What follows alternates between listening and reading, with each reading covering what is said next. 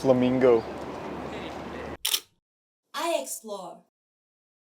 Hey guys, Lucas from I Explore here. Today Axel and I are exploring Omotesando, which as you can see is pretty crowded, so I'm going to put my mask on right away.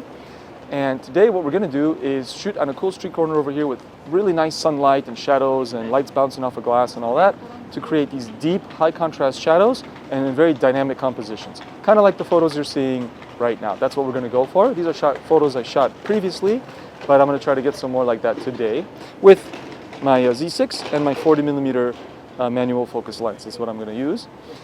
Before we begin, I just want to say thank you to those of you who have supported us on Patreon. If you do, one of the perks is a map of Tokyo photo spots, which so far people seem to like. So if you'd like access to that, please click the link in the description and check that out. Okay, so without further ado, we're going to get into it and see what we can produce. I'll talk about the settings once we get more into the shooting spot.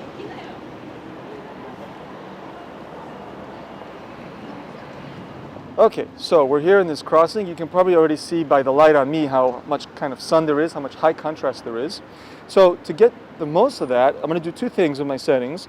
I'm going to put it on aperture mode, and I'm going to choose a very small aperture, in this case f11. Because one, it's going to help me with my manual focus lens, with which I'm using zone focusing, which I'll review a little bit in a moment. So with f11 I get tons of depth of field, so it's going to really help me get sharp photos of the scene here as people are moving around, because these are going to be kind of action-packed photos. Things are going to be moving. And the other thing I'm going to do is my metering is evaluative, where the camera is trying to read the whole scene to meter the brightness of the shot and choose the settings.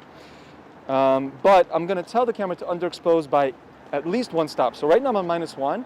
I'll experiment. I'm going to try -1. I'll probably try -2, maybe even as much as -3. Because what I want is, we'll show you in a moment, you'll see these little pockets of sunlight where the people are going to be very well exposed, but around them will be relative darkness, very high contrast.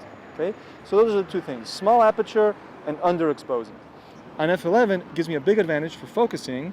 I'm using zone focusing, manual focus and zone focusing. Ignore this gauge here because this is always set to 22 because it's automatic, the electronic I should say.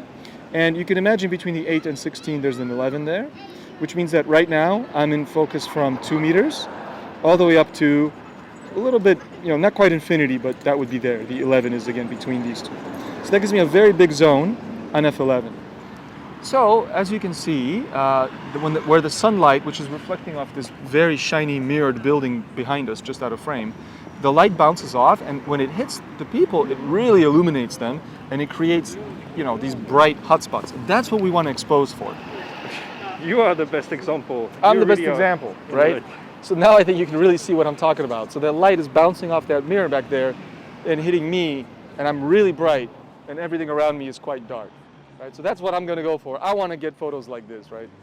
One thing, I'm crouching. I get low for these shots generally because from a low angle, the people look more interesting. I don't want to see too much of the floor.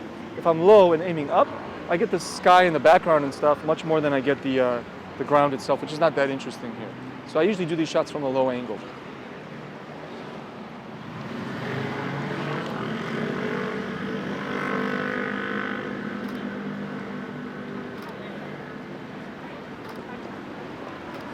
Now it's good to kind of find a patch of sunlight that works and then stick with it. I'm going to wait for people to hopefully walk through that particular patch of sunlight right there in front of me. Okay? And I said I'm using zone focusing, but since she wasn't moving, I did kind of adjust my focus a little bit while she's there, but I think I'm going to go back to zone and keep it, I think just trust my gauges more than what I kind of focused on a second ago. Okay, here we go. People are coming. I already love all the shadows and stuff on the ground. I mean, that looks great. Okay. And then it's a matter of luck. Ooh, and timing. Sometimes people hit that sweet spot very briefly. There we go. Okay, nice. And my metering is right now -2. So evaluative metering with compensation on -2. And that is giving me the exposures I want. The nice thing about the mirrorless camera is I do get to see the exposure right there live in the viewfinder. That's nice, that's a nice perk. something I'm still getting used to since I've switched this Z6II for my D4. In the D4, it'd be much more shoot, check, you know, which is okay. Eventually, you kind of learn to trust that you're getting the right shot without checking constantly. But with this, it's kind of nice to see it right away. So that's definitely a perk. I like that I have that. I'm gonna try one more time, give it one more chance. While we're waiting, I'm gonna kind of review these, make sure they're all looking sharp, but they look great. A couple of times people got a little bit closer than I was focusing for. So I might actually go change my zone from 4 meters to 3 meters for the exact place on the gauge. I'm putting it on a 3, which means I'm getting like between maybe 6 meters and a little less than 2 meters away, which means things should be sharp even if they're rather close to me. 2 meters is not that far away, it's quite close. So that's the beauty of doing this on f11, and because it's such a sunny day, the ISO, I mean, I think the ISO on all these shots was, yeah, at 100, and the shutter speed was a 500th of a second, and that's because there's just so much light here to work with. Okay. I'm sure at this point the people around us are like, what are these two guys doing? Oh, lovely. Beautiful.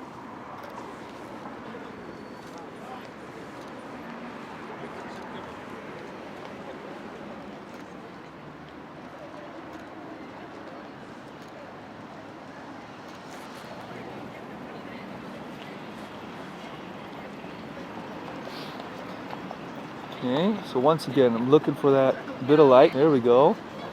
Nice group of people. And on the bike. And right now the photos look really underexposed in the camera when I check them. But it's also really sunny on here, so looking at the histogram actually, the exposures look perfect.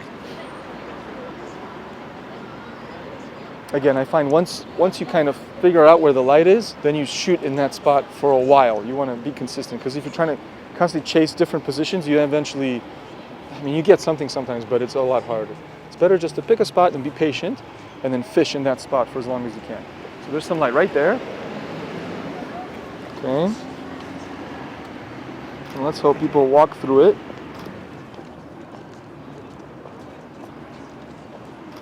Okay. Okay. Getting stuff. Not the most interesting subject, but getting something.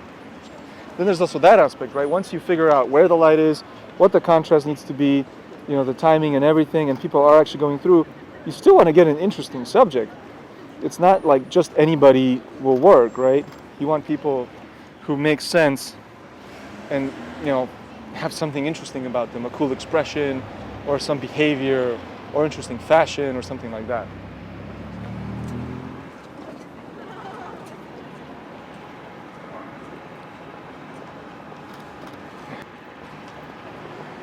Yeah, good. That was pretty nice actually. Again, to get that home run subject is a challenge, you know, even if you have everything right, the composition, the scene, the light, everything, settings, but the beautiful subject just doesn't come, you know, what are you going to do? So I'll review my photos later and decide if I got what I really wanted, but, you know, maybe I got nothing. That's how street photography is. All right, guys, so that's about it for today. I'm actually getting really hot working in the sun over there. It's winter and I'm dressed for winter, but it's like really warm today. But I hope you got some ideas for how to work with high contrast lighting in a street photography situations and kind of how to maximize your probabilities of getting a solid shot, at least in terms of settings, exposure, and all that. So to recap, you know, I chose a small aperture, f11, to get a lot of depth of field. I used, you know, auto exposure with metering, with evaluative metering, but I was underexposing by 2 stops to get those deep shadows to avoid overexposure in the highlights. And I used zone focusing so that I didn't have to worry about focusing. I just focused on a distance that I knew would work, and I stuck to my guns and just waited for people to walk through that particular perspective. And lastly, I pretty much the whole time got really low so that I'm shooting up at the people and I'm de-emphasizing the ground to give the people the most epic kind of look in this scene. They're towering over the camera. Okay, so I hope you found that useful. Of course, please check out our Patreon if you'd like to support us on there and get some cool perks like access to our Tokyo Photo Spot map. That would be great. We would really appreciate it. But in any case, thank you so much for watching, and remember always, challenge your eye.